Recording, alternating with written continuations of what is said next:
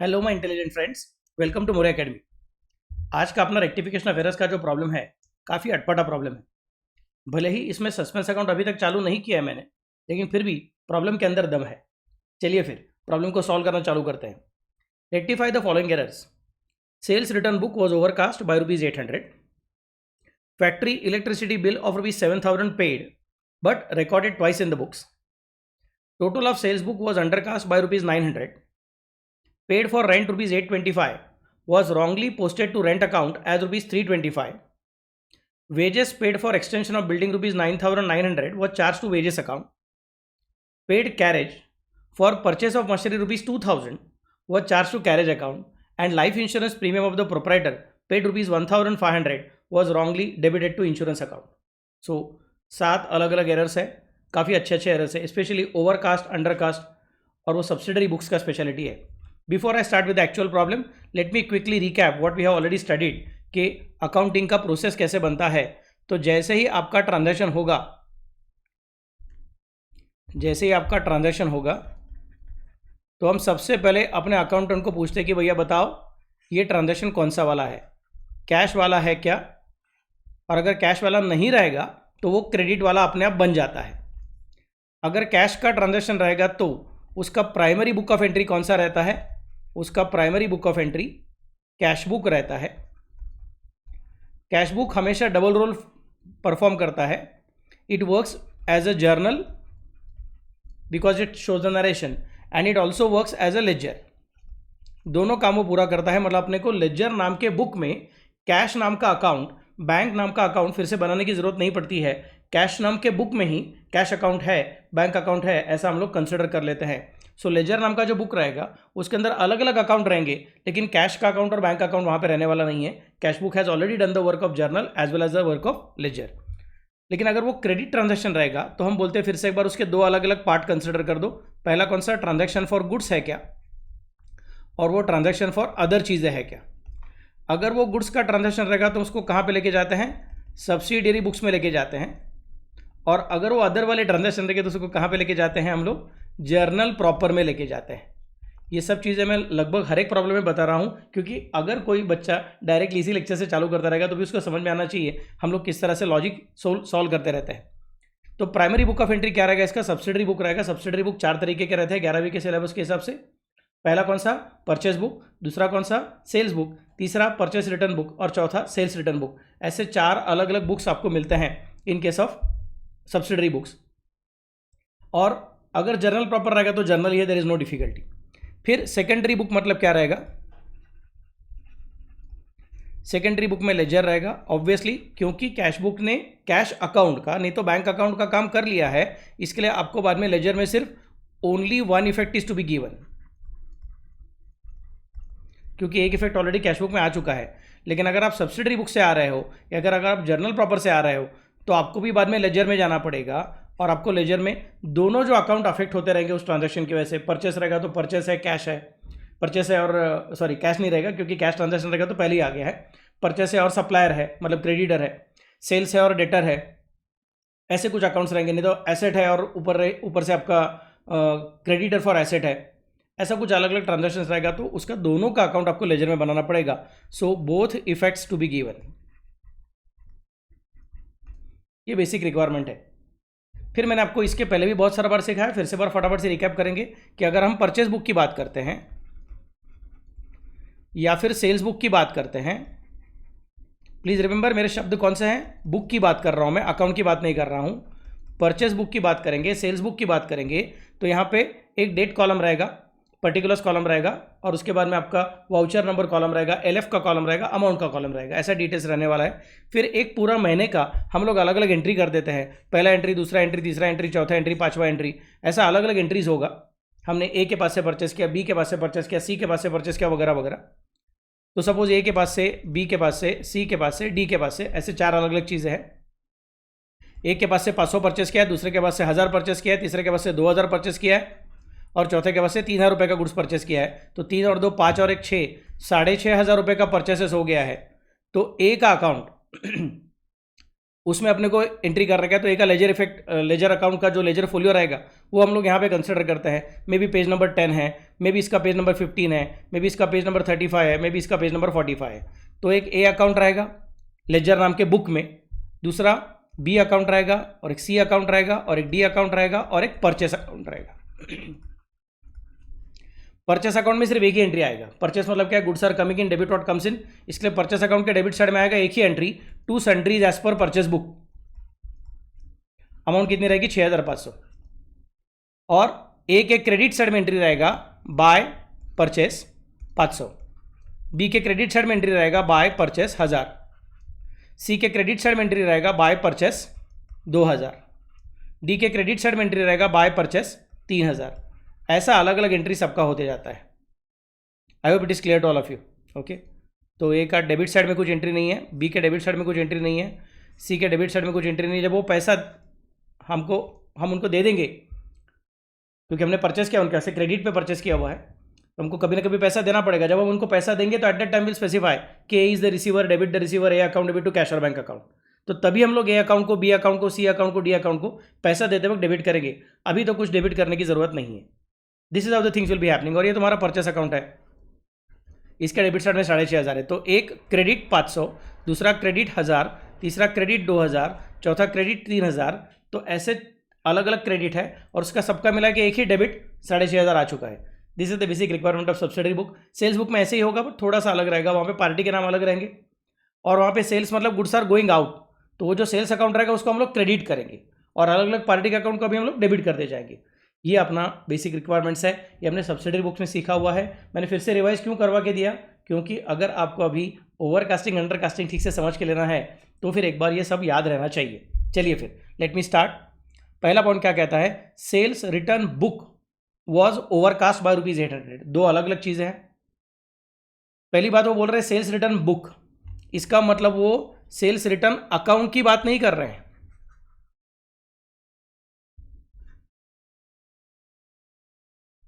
ये क्या है, सब्सिडरी बुक्स है, मतलब वो जर्नल के पार्ट है। और ये क्या है, लेजर का अकाउंट है, लेजर नाम के बुक के अंदर का अलग अलग लोगों का अकाउंट है।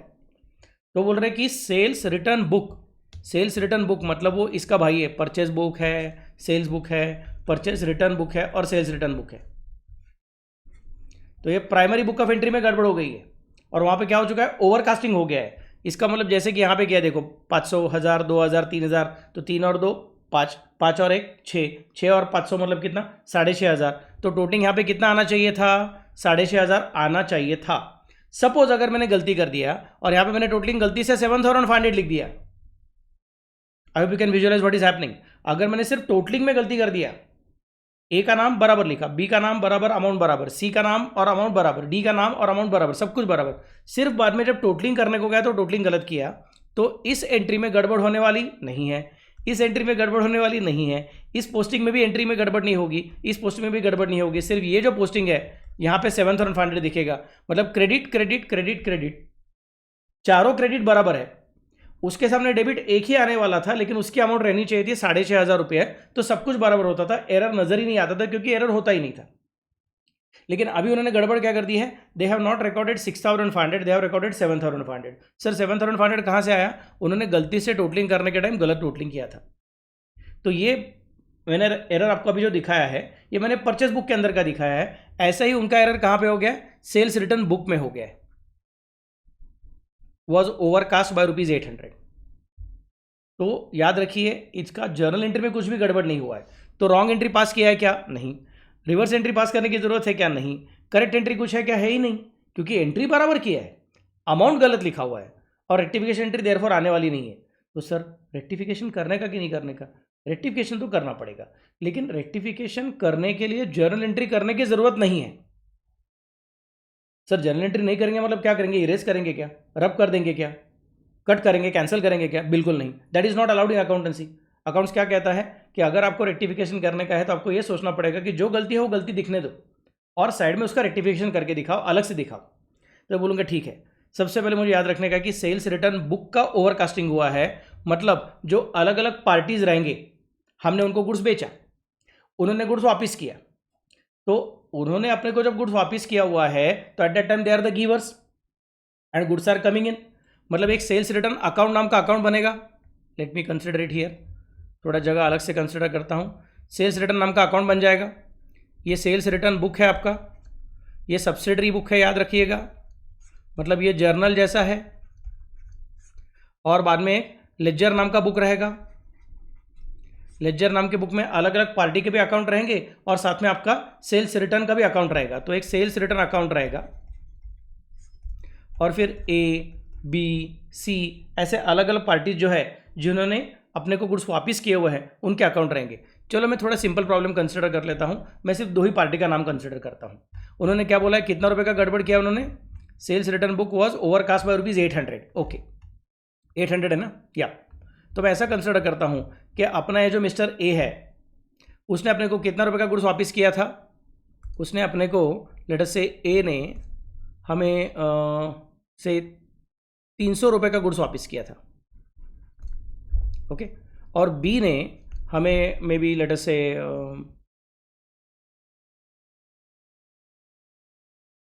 1,700 रुपए का गुड्स वापस किया था. समझे मैं कैसे बोल रहा हूँ. तो सब मिला के गुड्स कितना आ गया अपने पास वापस, 2,000 रुपये का गुड्स वापस आ गया है. एक्चुअली स्पीकिंग 300 और 1,700, 2,000 रुपये का गुड्स वापस आ गया. तो हमने क्या करना चाहिए, फिर लेजर में जाना चाहिए. ए का पेज नंबर सपोज 5 नंबर का पेज है, बी का पेज नंबर सपोज 10 नंबर का पेज है, जस्ट एग्जाम्पल. तो फिर लेजर नाम के बुक में 5 नंबर के पेज पे ए का अकाउंट रहेगा, उसमें जाके बोलना पड़ेगा A is the giver, credit the giver. तो इसका मतलब ए को कहना पड़ेगा भैया आपके क्रेडिट साइड में 300 आ चुका है. बी को बोलना पड़ेगा B is the giver, credit the giver. B के क्रेडिट साइड में भैया आपने हमें 1,700 रुपये का गुड्स वापस दिया हुआ है, तो दे आर द गिवर्स. और सेल्स रिटर्न बुक जो है उसके डेबिट साइड में 2,000 लिखना चाहिए था. अगर ऐसा करते थे तो डेबिट कितने का पड़ा, 2,000, और क्रेडिट कितने का पड़ा, 300 और 1,700, मतलब टोटल कितना हुआ, 2,000. सो डेबिट भी 2,000 और क्रेडिट भी 2,000. मतलब कुछ झंझट ही नहीं है, एरर नहीं है, तो रेक्टिफिकेशन करने की जरूरत नहीं पड़ती थी. लेकिन सपोज अगर गलती से अपने अकाउंटेंट ने यहां पे लिखने का टाइम लिख दिया 2,800, आई hope you can see what is happening now. अभी ये ओवरकास्टिंग हो गया. कास्टिंग मतलब टोटलिंग, ओवरकास्टिंग मतलब ओवर टोटलिंग. जितनी टोटल होनी चाहिए थी उससे ज़्यादा टोटल हो गई, इसका मतलब ओवरकास्टिंग हो चुका है. तो 2,800 का अपना टोटल दिख रहा है. तो इसकी वजह से ये एंट्री में गड़बड़ है क्या, नहीं. ये एंट्री में गड़बड़ है क्या, नहीं. तो 300 बराबर आ गया, हाँ आ गया. 1,700 बराबर आ गया, हाँ आ गया. यहां पे सिर्फ क्या हो गया, 2,800 आ गया. I hope now we can see what is happening. तो क्रेडिट तराजू का एक साइड है अपना, उसमें कितना 300 आ गया, और कितना आ गया 1,700 आ गया. 300 और 1,700 तराजू के एक साइड में कितना आ गया, 2,000 आ गया. दूसरे साइड में कितना आना चाहिए था, 2,000 आना चाहिए था. आया है कितना, 2,800. मतलब मुझे बोलना पड़ेगा अरे यार एक साइड बहुत हेवी हो गया है. अब क्या करें, इधर 300 है और 1,700 है, मतलब 2,000 है, इधर 2,800 है. अब क्या करूं, बोलूँगा ठीक है, फिर आपने डेबिट साइड में कितना लिखना चाहिए था, 2,000 लिखना चाहिए था.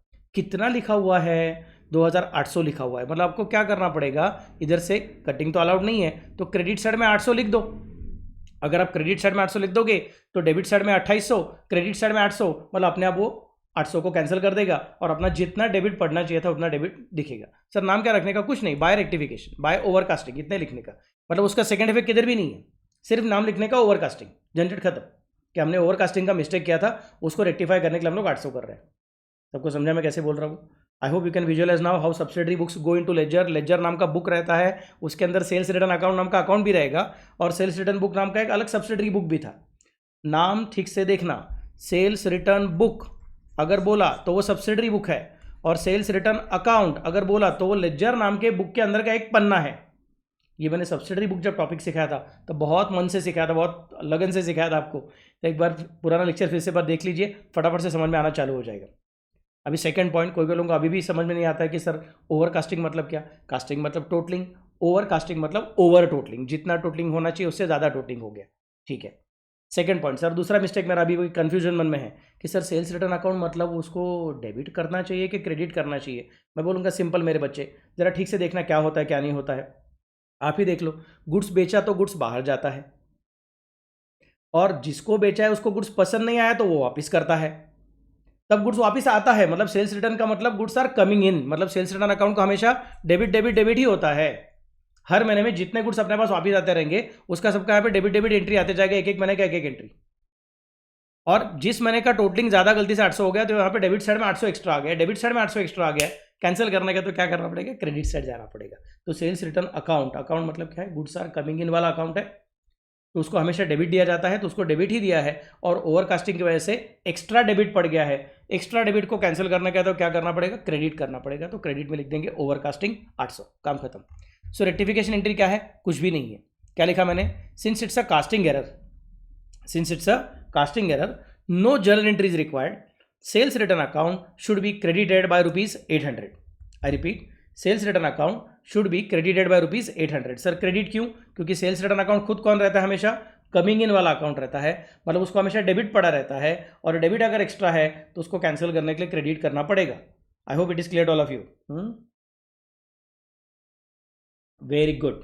चलिए अगला पॉइंट देखेंगे। अभी अगला पॉइंट क्या है रे आपका, फैक्ट्री इलेक्ट्रिसिटी बिल ऑफ ₹7,000 पे भी कर दिया, मतलब कैश ट्रांजैक्शन है, तो अपने को सब्सिडरी बुक में जाने की जरूरत नहीं, जर्नल प्रॉपर में जाने की जरूरत नहीं है, but recorded twice in the books. एक बार एंट्री करना चाहिए था ना राजा, 2 बार एंट्री करके रखा है। मैं बोलूँगा ठीक है, तो करेक्ट एंट्री क्या होना चाहिए, फैक्ट्री इलेक्ट्रिसिटी टू कैश।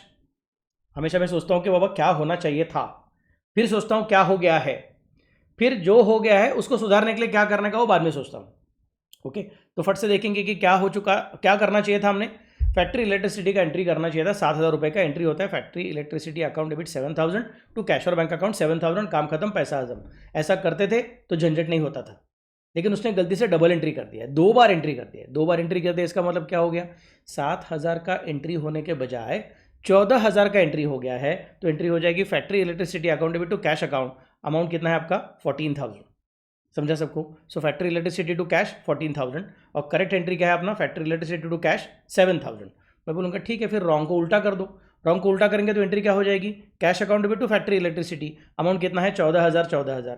मैं बोलूँगा फिर अभी क्या करने का है सर, रिवर्स को और करेक्ट को आप मिक्स कर दो, ऐड कर दो, जोड़ दो, तो जो बन जाएगा वो अपना रेक्टिफिकेशन एंट्री है। मैं बोलूँगा शाबाश। तो कैश, सर कैश भी कैंसिल हो रहा है, और सर दूसरा देखो इलेक्ट्रिसिटी भी कैंसिल हो रहा है, सर दोनों कैंसिल हो रहे हैं, सर दोनों कैंसिल हो रहे हैं, सर दोनों कैंसिल हो रहे हैं, देखो ना, मतलब एंट्री करने की ज़रूरत ही नहीं है। मैं बोलूँगा नहीं मेरे बच्चे, ज़रा ठीक से देख, ऐसा मत कर बाबा, थोड़ा दिमाग चला, क्या हो रहा है ठीक से देखो, what is happening is not everything is getting cancelled, everything is not getting cancelled. यहाँ पे कितना है 14,000 है, यहाँ पे कितना है 7,000 है, यहाँ पे कितना है 7,000 है। अगर आप दिमाग चलाओगे आपको समझेगा कि ये 14 में से 7 ही कैंसिल हो गया है, मतलब 7 यहाँ पे बाकी है, और ये 14 में से 7 ही कैंसिल हुआ है, मतलब ये भी 7 यहाँ पे बाकी है। मतलब एंट्री क्या रहेगी, एंट्री वही रह जाएगी, cash account debit to electricity account, amount कितना रहेगा लेकिन उसका 7,000। So rectification entry is cash account debit to factory electricity. भले ही आपको लगता रहेगा कि पूरा पूरा नाम कैंसिल आ रहा है, exactly same to same account, but amount same नहीं है, अमाउंट सेम नहीं है, इसकी वजह से एंट्री जितना अभी बच गया उतना देखना पड़ेगा। इधर 7 है, इधर 14 है, फैक्ट्री इलेक्ट्रिसिटी इधर डेबिट कितना है 7,000, इधर क्रेडिट कितना है 14,000। मैं बोलूँगा ठीक है, फिर क्रेडिट हैवी है, मतलब क्रेडिट साइड में 7,000 बचेगा। इधर क्या है, क्रेडिट 7,000 है, उधर डेबिट कितना है 14,000 है कैश अकाउंट को, इधर कैश को क्रेडिट किया है, इधर कैश को डेबिट किया है, और इधर कैश का क्रेडिट 7,000 है, कैश का डेबिट यहाँ पे 14,000 है। मैं बोलूँगा ठीक है, फिर क्रेडिट वाला 7,000 पूरा कैंसिल होगा, डेबिट वाले 14,000 को कैंसिल करने का कोशिश करेगा, बट डेबिट वाला बोलेगा मैं तो बड़ा हूँ यार, मेरे पास 14 है ना, तो फिर इसका मतलब तुम्हारा 7 कैंसिल, मेरे पास का भी 7 कैंसिल, मेरे पास का 7 अभी भी बाकी है। So rectification entry is going to be cash account debit to factory electricity account, मतलब actually reverse entry itself is becoming rectification entry, but not at the same amount, 14,000 नहीं है, 7,000 का एंट्री होने वाला है। सबको समझा कैसे हुआ वो, हम क्या बोल रहे हैं, इन शॉर्ट 7,000 का डबल एंट्री हो गया ना, उसको रिवर्स कर दो, काम खत्म, that's what we are saying.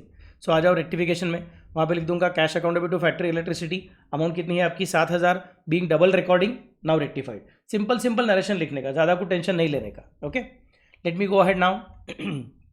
अगला point, total of sales book was undercast by ₹900। अब मेरे ख्याल से आप में से बहुत सारे लोग फटाफट से सोचना चालू करेंगे कि क्या होता है क्या नहीं होता है। कास्ट मतलब टोटलिंग, अंडर कास्ट मतलब जितना टोटलिंग होना चाहिए उसके मुकाबले कम वाला टोटलिंग। सो टोटलिंग कम हो गया है, टोटलिंग कम हुआ रहेगा तो पार्टी के जो अकाउंट है उसको धक्का नहीं लगा रहेगा, बट वो टोटल का पोस्टिंग जिस बुक में होता है, जिस अकाउंट में होता है, वहाँ पे शायद गड़बड़ हो गई है। तो कौन से अकाउंट में पोस्टिंग होने वाला था? Total of sales book.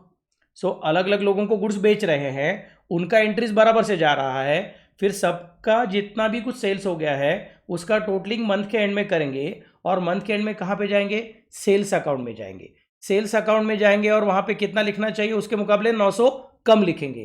तो सेल्स अकाउंट मतलब गुड्स कमिंग इन के going out, goods are going out.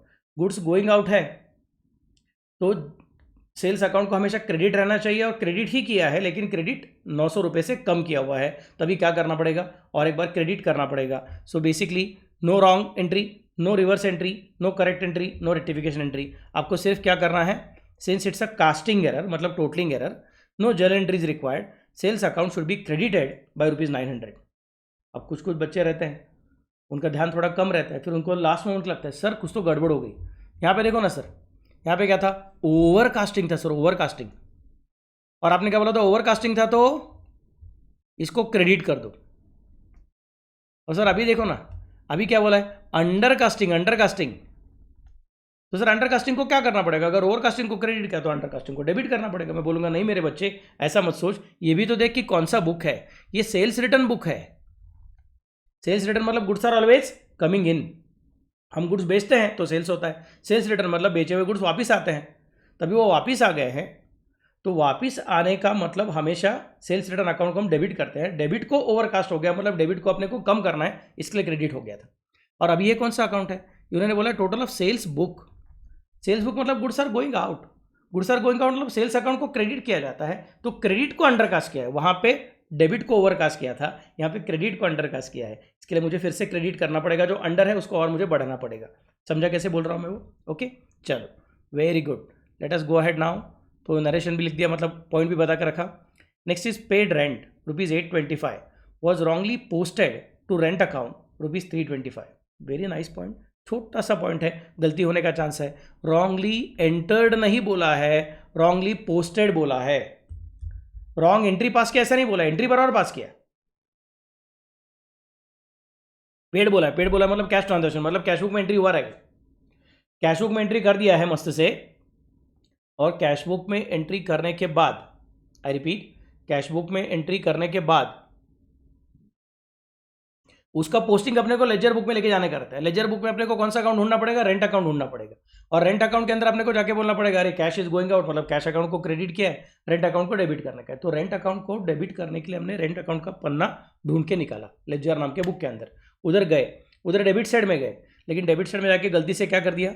325 was wrongly posted to rent account as 325। लिखना कितना चाहिए था? 825। लिख दिया कितना? 325।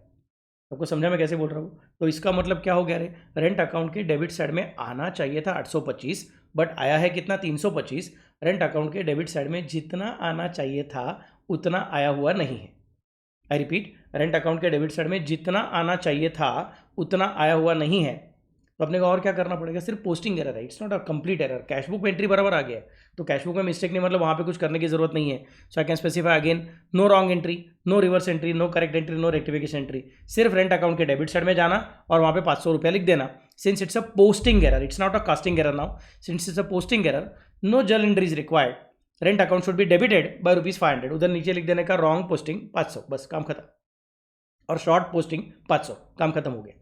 एंट्री करने की जरूरत नहीं सेपरेटली, सिर्फ लेजर अकाउंट के अंदर जाना, रेंट अकाउंट का डेबिट साइड दिखना, उसके नीचे डेबिट साइड में जाके लिख देना रॉन्ग पोस्टिंग 500 और शॉर्ट पोस्टिंग 500, काम खत्म। उस 500 का अपने को सेकंड इफेक्ट देने की जरूरत नहीं है, क्योंकि कैश बुक में ऑलरेडी 825 आ चुका था। सो कैश बुक के क्रेडिट साइड में 825 है, रेंट के डेबिट साइड में कम पड़ रहा था, वो भी डाल दिया है। समझा मैं कैसे बोल रहा हूँ? ओके, नेक्स्ट पार्ट, अगला point. Wages paid for extension of building ₹9,900 was charged to wages account. So this is an error of principle. Extension of building के लिए wages pay कर रहे हो. Any expenditure incurred for bringing the asset into working condition or increasing the size of asset etc. that should be added to the cost of asset. मतलब अपने को क्या करना पड़ेगा? 9,900 को डेबिट करना पड़ेगा। So wages paid for extension of building 9,900 अपने को बिल्डिंग के अकाउंट में ऐड करने का है, वेजेस में ऐड करने की जरूरत नहीं है। गलती से उन्होंने वेजेस में डेबिट कर दिया है, तो पहले सोचूंगा एंट्री क्या करनी चाहिए थी? Expenditure incurred for bringing the asset in working condition should be debited to the asset account. Entry is building account debit to cash account. ये तुम्हारी basic entry, building account debit to cash account. लेकिन गलती क्या कर दी उन्होंने? Wages account debit to cash account, तो उसको उल्टा करेंगे, कैश टू वेजेस। फिर रिवर्स को और करेक्ट को कंबाइन करेंगे, मिक्स कर देंगे, कैश टू वेजेस को हम मिक्स कर देंगे किसके साथ, बिल्डिंग टू कैश में, मतलब cash cash cancel. So cash cash cancel, यहाँ पे पूरा कैंसिल हो रहा है, there is no difficulty. So now I can say entry is building account debit to wages account. So आ जाओ तुम्हारे मेन जर्नल में, उधर लिख दूंगा building account debit to wages account 9,900 being wages paid for extension of building wrongly debited to wages account now rectified, simple, being wages paid for extension of building wrongly debited to wages account now rectified, पूरा करके हो गया तो उसके आगे जा सकेंगे हम लोग। ओके, नरेशन सिंपल सिंपल रखने का, ज़्यादा कुछ झंझट नहीं करने का। अगला पॉइंट कौन सा है रे, paid carriage for purchase of machinery ₹2000, paid carriage for purchase of machinery, machinery हमने परचेस किया है, बट उसने बोला सर फ्री होम डिलीवरी नहीं, आप लेके जाओ खुद ब खुद। मैं बोला ठीक है, फिर किसी रिक्शा वाले को, टेम्पो वाले को हायर किया, ट्रक वाले को हायर किया, उसको बोला दुकान तक लेके आओ। Now this carriage amount which we are paying, उसको क्या करना चाहिए, उसको कैरेज अकाउंट को डेबिट करना चाहिए कि उसको मशीनरी अकाउंट को डेबिट करना चाहिए। तो रूल कहता है any expenditure incurred for bringing the asset in working condition should be added to the cost of asset. तो ये जो मशीनरी है उसको जब तक हम लोग अपने दुकान में लेके नहीं आएंगे, फैक्ट्री में लेके नहीं आएंगे, तब तक वो चल ही नहीं पाएगी, अपने को उसका फायदा ही नहीं होगा। मतलब मुझे कंपलसरी इसको क्या करना पड़ेगा, मशीनरी अकाउंट को डेबिट करना पड़ेगा, कैरेज अकाउंट को डेबिट करके नहीं चलेगा। उसने एरर ऑफ प्रिंसिपल कर दिया है। मैं बोलूँगा क्या करना चाहिए था मेरे राजा ने, machinery account debit to cash account, क्या करके आया मेरा hero, carriage account debit to cash account. तो रॉन्ग एंट्री को करना पड़ेगा रिवर्स, मतलब कैश टू कैरेज, फिर रॉन्ग और रिवर्स को करना पड़ेगा कंबाइंड, दोनों को कंबाइन करूंगा तो cash cash cancel, cash cash cancel, तो एंट्री हो जाएगी machinery account debit to carriage account, machinery to carriage, काम खत्म, पैसा हजम। Clear to all of you, सबको समझा? Okay, very good. अगला पॉइंट कौन सा है, life insurance premium of proprietor paid ₹1,500 was wrongly debited to insurance account. Proprietor का लाइफ इंश्योरेंस है, बिजनेस का खर्चा नहीं, उसका खुद का पर्सनल खर्चा है, उसका पर्सनल लाइफ है। अगर सपोज प्रोप्राइटर को कुछ हो जाता है तो इंश्योरेंस क्लेम मिलेगा, लेकिन वो बिजनेस को नहीं मिलेगा, उसके घर वालों को मिलेगा। तो ये उसका पर्सनल खर्चा है। पर्सनल खर्चे को बिजनेस के बुक्स में एक्चुअली आना ही नहीं चाहिए था, उसने घर के सेविंग अकाउंट से पैसा देना चाहिए था, बट उसने बिजनेस के अकाउंट से पैसा दे दिया है। मैं बोलूँगा ठीक है भाई, बिजनेस के अकाउंट से पैसा दे दिया तो घर की चीज़ बिजनेस ने पे कर दी, मतलब उसको बोलना पड़ता है ड्राइंग्स। सो एंट्री क्या होना चाहिए था, drawings account debit to cash account 1,500, drawings account debit to cash account 1,500, ये एंट्री होनी चाहिए थी, बट उसने गलती से क्या कर दिया है, insurance account debit to cash account कर दिया है। मैं बोलूँगा ठीक है, फिर जो गलत किया है उसको उल्टा करो, कैश टू इंश्योरेंस, फिर रॉन्ग को रिवर्स को और करेक्ट को मिक्स कर दो, जो कैंसिल होगा उसको कैंसिल होने दो, मेरे ख्याल से कैश कैश कैंसिल, तो entry is drawing account debit to insurance account. तो आ जाओ तुम्हारे मेन आंसर में, ये अपना मशीनरी टू कैरेज हो गया था, और अब यहाँ पे आ गया कौन, drawing to insurance 1,500 being personal insurance, very important, personal insurance wrongly debited to insurance account now rectified. Simple, बहुत ही सिंपल। बट इसमें आज हमने बहुत सारे नए नए पॉइंट सीखे। एक कौन सा पॉइंट सीखा, ये लास्ट के दो क्या थे, एरर ऑफ प्रिंसिपल थे। उसके ऊपर हमने क्या देखा, वो under casting, over casting, sales book, sales return book और पोस्टिंग का एरर भी देखा। सो तगड़ा प्रॉब्लम है। अगर ज़रूरत पड़ी तो इस लेक्चर को फिर से बार रिवाइज करके देखो, रिवाइंड करके आप बार बार देख सकते हो, there is no problem. Okay, क्योंकि अभी नेक्स्ट प्रॉब्लम्स ऐसे ही धीरे धीरे और डिफिकल्टी लेवल बढ़ाते जाएंगे। I don't want to lose your heart. Okay, आराम से कर सकते हैं हम लोग, मेरे साथ अगर कॉन्सेंट्रेशन से पढ़ाई करोगे आराम से चार्टर्ड अकाउंटेंट बनने वाले हो। तो अगले प्रॉब्लम के लिए तैयार होकर आना। ओके, चलो then, bye bye, good night.